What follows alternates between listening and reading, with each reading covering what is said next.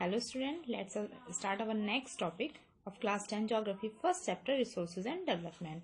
Today's topic is types of resources. बेटा इस topic को स्टार्ट करने से पहले मैं आपको एक छोटा सा एक कॉन्सेप्ट बता दूं, interdependent relationship between human nature and institution. आपके ह्यूमन नेचर और आपके इंस्टीट्यूशन के बीच में क्या होता है, बेसिकली एक इंटरडिपेंडेंट रिलेशनशिप पाया जाता है. इट मीन्स ये तीनों जो होते हैं वो आपके एक दूसरे के ऊपर डिपेंड होते हैं. क्या होता है कि ह्यूमन आपका इंटरेक्ट करता है नेचर के साथ with the help of technology. वो टेक्नोलॉजी की हेल्प के साथ नेचर के साथ इंटरेक्ट किया, उसने रिसोर्सेज को एक्सट्रैक्ट किया और क्या किया, फिर इंस्टीट्यूशन क्रिएट करे. इंस्टीट्यूशन से मतलब क्या है, अगर हमने कोई टेक्निक यूज करी और रिसोर्सेज निकाल लिए, फिर हम क्या करते हैं, जैसे आपकी गवर्नमेंट भी इंस्टीट्यूशन लगाते हैं, जैसे सेल हो गया, भेल हो गया, ठीक है, steel authority of India limited, ठीक है, भारत हैवी इलेक्ट्रॉनिक्स लिमिटेड. तो इनकी हेल्प से आपकी क्या होगा, ये तो आपके इंस्टीट्यूशन होगा और इनकी हेल्प से क्या होता है, ये रिसोर्सेज को फर्दर डेवलप किया जाता है. तो यहाँ पे क्या होता है कि ये रिसोर्सेज को डेवलप करके आपकी इकोनॉमी की जो जीडीपी ग्रोथ होती है या आपकी इकोनॉमी की जो ग्रोथ होती है उसको एक्सेलरेट करते हैं. अब हमारा मेन टॉपिक जो है था आज का वो स्टार्ट होता है, क्या टाइप्स ऑफ रिसोर्सेज. आपके रिसोर्सेज का क्लासिफिकेशन या रिसोर्सेज के क्या क्या टाइप्स होते हैं. तो we can classify the resources on different basis. हम अपने रिसोर्सेज को डिफरेंट बेसिस पर क्लासिफाई कर सकते हैं. हम फर्स्ट बेसिस देते हैं, बेसिस ऑफ ओरिजिन. ओरिजिन के बेसिस पे आपके जो रिसोर्सेज होते हैं बेटा वो दो टाइप के होते हैं. First is biotic resources and the another one is abiotic resources.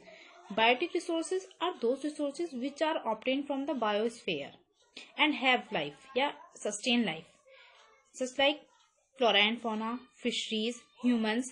यानी कि बायोटिक रिसोर्सेज टोटली आपके वो रिसोर्सेज होते हैं जो आपको बायोस्फीयर से मिलते हैं और जो अपने अंदर लाइफ सस्टेन करते हैं.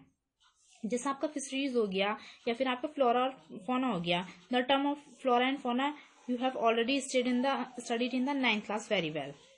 फ्लोरा आपका क्या बताता है, किसी भी एक पर्टिकुलर एरिया की जो आपकी वेजिटेशन होती है उसको, और फोना आपका पर्टिकुलर एरिया के जो एनिमल स्पीसीज होती हैं उनको डिटरमाइन करता है. ये सब क्या करते हैं, लाइफ सस्टेन करते हैं. तो ये आपके बायोटिक रिसोर्सेज में आते हैं.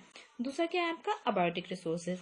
अबायोटिक रिसोर्सेज वो रिसोर्सेज होते हैं जो आपके नॉन लिविंग थिंग्स से कंपोज होते हैं, यानी कि उनके अंदर लाइफ सस्टेन नहीं की जाती.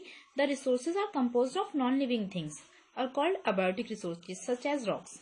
जैसे आपके रॉक्स हो गए, वो आपके एक नॉन लिविंग थिंग्स है, तो वो आपके अबायोटिक रिसोर्सेज में आता है. उसके बाद ये तो बेसिस था आपका कौन सा, ओरिजिन के बेसिस पे. आपने क्या करना है, एक टेबल बनानी है, उसके बेसिस पे आप जब क्लासिफाई करेंगे बहुत सही रहेगा. एक कॉलम में आप बेसिस लिखेंगे, एक कॉलम में आप टाइप्स लिखेंगे और इधर एग्जाम्पल लिखेंगे. फिर नेक्स्ट है आपका बेसिस. पहला बेसिस हमने ओरिजिन पढ़ा. अब नेक्स्ट बेसिस है आपका basis on the basis of exhaustibility, यानी कि आपके जो रिसोर्सेज हैं वो कितने एग्जॉस्ट करते हैं या आप उसे कितने टाइम बाद रिन्यू कर सकते हैं या नहीं. तो ऑन द बेसिस ऑफ एक्सहॉस्टिबिलिटी ये भी हमारे दो टाइप्स के होते हैं, रिन्यूएबल और रिप्लेनिशियल रिसोर्सेज, और the another one is non renewable resources. The term renewable या आपका रिन्यूएबल रिसोर्सेज नाम से ही डिफाइन हो रहा है, the resources which can be renew और रिप्रोड्यूस बाय फिजिकल, मैकेनिकल और chemical process are termed as renewable resources. यानी कि ऐसे रिसोर्सेज जब जिन्हें हम किसी भी केमिकल, मैकेनिकल या फिजिकल प्रोसेस के थ्रू रिन्यू कर सकते हैं वो हमारे रिन्यूएबल रिसोर्सेज कहलाते हैं.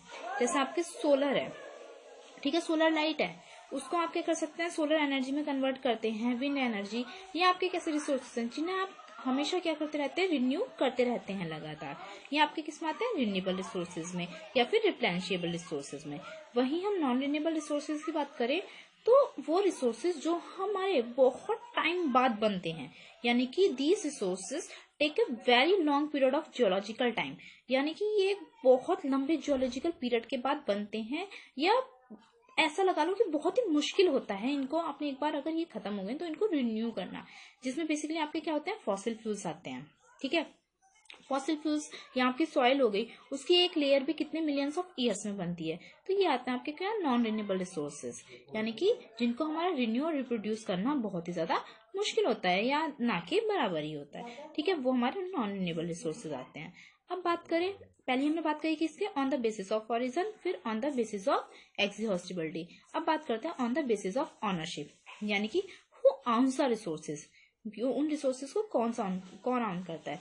तो ऑनरशिप के बेसिस पे जो आपके रिसोर्सेज होते हैं वो आपके चार टाइप के होते हैं. पहला privately on, community based on, दूसरा आपका नेशनल, थर्ड आपका national resources and the last one is international resources. तो पहला क्या है आपका privately on resources. Privately on resources आपके वो रिसोर्सेज होते हैं जो किसी एक इंडिविजुअल के से आपके ऑन किए जाते हैं, यानी कि एक इंडिविजुअल का उस पर राइट होता है। जैसे आप अर्बन एरियाज में बात करें तो अर्बन एरियाज में लोग क्या करते हैं कि अपने प्रॉपर्टी खरीद के डालते हैं, एक प्लॉट लेते हैं, वो उसे आपका क्या करते हैं प्राइवेटली ऑन कर रहे हैं, तो वो क्या है उसका इंडिविजुअली रिसोर्स है। गांव में बात करें तो जो गांव में जो लोग होते हैं वो क्या करते हैं फार्मर वाली मतलब फार्मर क्या करते हैं आपकी एग्रीकल्चरल लैंड को लेते हैं जो उन्हें गवर्नमेंट के द्वारा आपके रिवेन्यू के अगेंस्ट प्रोवाइड कराई जाती है, तो वो उनके प्राइवेटली ऑन रिसोर्सेज हो गए। ठीक है, ये तो थे कि आपके प्राइवेटली ऑन रिसोर्सेज, यानी कि जिसपे आपके किसी इंडिविजुअल का राइट होता है वो आपके प्राइवेटली ऑन रिसोर्सेज होते हैं। दूसरा आपका कौन सा है community based resources. Community based resources बेटा आपके वो रिसोर्सेज होते हैं जिसपे सिर्फ एक इंडिविजुअल का राइट ना हो, पूरी कम्युनिटी का राइट होता है। जैसे कि आपका पब्लिक पार्क पे किसी इंडिविजुअल का राइट तो है नहीं, पूरी आपकी कम्युनिटी का राइट है। ठीक है, या फिर आपकी रोड्स हो गई, रोड्स पे भी क्या है किसी एक इंडिविजुअल का राइट नहीं होता, सबका राइट होता है। ठीक है, अब वहीं आप गांव में चले जाएं तो गांव में जो वेल्स होते हैं, कुएं होते हैं, ठीक है, पॉन्ड्स होते हैं, तो वो कैसे रिसोर्सेज होते हैं आपके पेस्टल लैंड्स हो गई। ठीक है, ये सारे कैसे रिसोर्स है कम्युनिटी बेस्ड रिसोर्सेज, यानी कि the resources owned by the community. ठीक है, the resources owned by a particular community is known as community based resources. ये कम्युनिटी बेस्ड रिसोर्सेज होते हैं। तो आप पहले इंडिविजुअल और कम्युनिटी बेस्ड रिसोर्सेज में तो आप बहुत अच्छे से डिफरेंस समझ गए होंगे। अब आता है आपको कौन सा नेशनल रिसोर्सेज। नेशनल रिसोर्सेज की हम बात करें तो देखा जाए तो जो सारे रिसोर्सेज है वो कहीं ना कहीं आपके पूरे नेशन के हैं। मतलब गवर्नमेंट क्या है, गवर्नमेंट आपसे आपके पर्सनल रिसोर्सेज को भी क्या कर सकती है, ले सकती है। ये सारे रिसोर्सेज गवर्नमेंट के रिसोर्सेज हैं, सारे रिसोर्सेज आपके नेशनल रिसोर्सेज हैं। जैसे कि कोई आपकी मान लो गवर्नमेंट को आपकी रोड बनानी है, ब्रिज बनाना है, तो अगर उस एरिया में आपकी कोई लैंड पड़ती है या आपकी कोई दुकान वगैरह भी पड़ती है, कुछ भी पड़ता है, तो गवर्नमेंट क्या कर सकती है, आपको उसका अलाउंस देके ले सकती है। लेकिन फिर भी हमारे कुछ जो नेशनल रिसोर्सेज हैं, इन रिसोर्सेज के अलावा हमारी जो ओशनिक बाउंड्रीज होती हैं, यानी कि हमारे जो ओशियन है उनसे आगे जो 12 नॉटिकल माइल्स, ठीक है, जो आपके हमारी ओशन बाउंड्रीज से आगे का जो एरिया होता है 12 नॉटिकल माइल्स तक का, वहां तक सारे रिसोर्सेज जो भी आपके रिसोर्सेज होते हैं वो हमारे सारे नेशनल रिसोर्सेज की कैटेगरी में आते हैं। उस पर हमारे नेशन का हक होता है, यानी कि हमारी गवर्नमेंट का हक होता है, गवर्नमेंट कभी भी उन्हें निकाल सकती है। उसके बाद आता है आपको कौन सा इंटरनेशनल रिसोर्सेज। इंटरनेशनल रिसोर्सेज क्या होते हैं, देखो अभी हमने किसकी बात करी, 12 नॉटिकल माइल्स तक जो थे हमारे नेशनल रिसोर्सेज थे ओशनिक बाउंड्रीज की। अब 12 नॉटिकल माइल्स से लेके 200 नॉटिकल माइल्स के बियॉन्ड जो रिसोर्सेज आपके पाए जाते हैं वो इंटरनेशनल रिसोर्सेज होते हैं। यानी कि उस पर किसी पर्टिकुलर नेशन का राइट नहीं होता, बल्कि उस एरिया में से फिर आपको क्या रिसोर्सेज निकालने के लिए आपको इंटरनेशनल ऑर्गेनाइजेशन, बेसिकली यूएसए की परमिशन आपको लेनी पड़ती है। उन्होंने आपकी एक इंटरनेशनल ऑर्गेनाइजेशन सेटअप की है, उनकी परमिशन लेनी पड़ती है। ये मैंने अभी नेशनल रिसोर्सेज में तो बात करी थी 12 नॉटिकल माइल्स तक की, इंटरनेशनल में बात करी बियॉन्ड 200 नॉटिकल माइल्स तक की। तो जो आपको 12 नॉटिकल माइल्स और 200 नॉटिकल माइल्स के बीच का एरिया होता है बेटा, वो होता है आपका कौन सा, exclusive economic zone.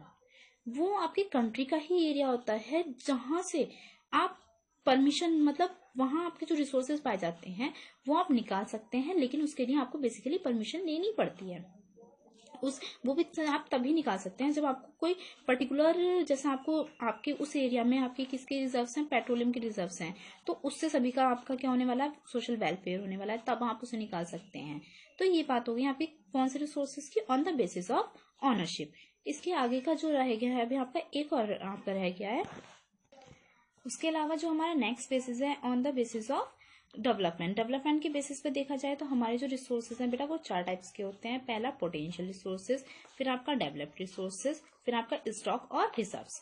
Potential resources की बात करें तो पोटेंशियल रिसोर्सेज आपके वो रिसोर्सेज हैं जो किसी रीजन में फाउंड हो चुके हैं, the resources which are found in a particular region but which have not developed properly. यानी कि ये रिसोर्सेज फाउंड तो हो चुके हैं। जैसे हम राजस्थान की बात करें, राजस्थान में गुजरात में विंड एनर्जी जो है उसके बहुत ज्यादा आपके रिसोर्सेज आपको मिल चुके हैं, लेकिन वो अभी तक प्रॉपरली डेवलप नहीं हुए हैं। यानी कि वो हमारे पोटेंशियल में है, हम उनको ऑब्टेन कर चुके हैं और उनका यूज नहीं हो पा रहा है अभी। फिर आता है क्या, डेवलप्ड रिसोर्सेज। डेवलप्ड रिसोर्सेज आपके वो रिसोर्सेज होते हैं जिनकी क्वांटिटी और क्वालिटी को सर्वे कर लिया गया है कि उसकी क्या क्वांटिटी है, कितनी क्वांटिटी में वो अवेलेबल है और क्या क्वालिटी है, लेकिन अभी टेक्नोलॉजी की वजह से वो प्रॉपरली आपके डेवलप नहीं हुए और उनका यूज नहीं किया जा रहा है। इसके बाद आते हैं क्या, आपके स्टॉक। स्टॉक जो आपके रिसोर्सेज होते हैं, स्टॉक बेटा आपके वो रिसोर्सेज होते हैं जो आपके इन्वायरमेंट में अवेलेबल हैं, लेकिन अभी जो ह्यूमन है वो उसकी टेक्निक को नहीं जानता, उन्हें कैसे यूज करना है, यानी कि हाउ टू यूज देम, वो टेक्निक उसे नहीं आती। जैसे आपके इन्वायरमेंट में वाटर है, ठीक है, वो H2O आपका कॉम्बिनेशन है किसका, हाइड्रोजन और ऑक्सीजन का।